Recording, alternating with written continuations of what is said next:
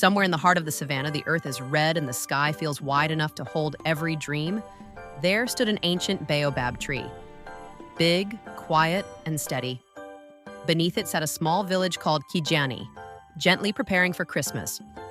One morning, as children ran around the tree laughing and chasing one another, little Amma suddenly stopped.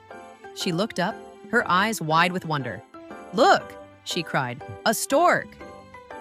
High up in the baobab branches sat a single white stork, calm, proud, and still.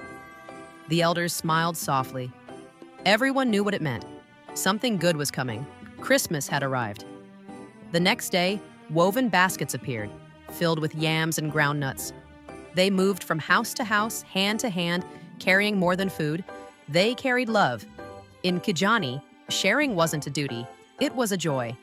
As the days passed, bright khangas fluttered in the wind, wrapping the village in color and warmth. Children twirled in them, laughter rising like music. Doves glided over rooftops, their gentle calls reminding everyone to speak kindly and listen carefully. Soon, the drums began to sound. Deep, joyful rhythms filled the air. Boom, ba, boom, boom, until the village moved as one. Feet danced, hearts followed, and even the earth seemed to smile.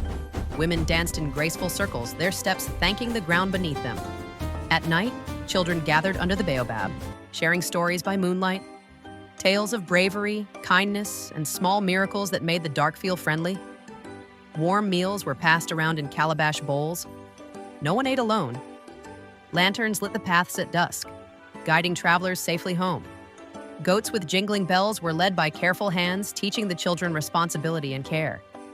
Soon, voices rose together in song, young and old, strong and soft, lifting gratitude into the night sky. Then, on the final morning, the children gathered once more beneath the baobab. The stork stretched its wings, bright against the rising sun. "One stork in a baobab tree," Amma whispered. And in that quiet moment, they understood.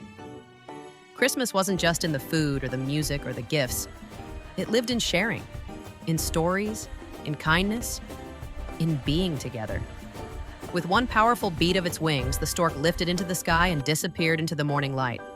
But Christmas stayed behind, settled gently in every heart in Kijani village. Merry Christmas from Africa.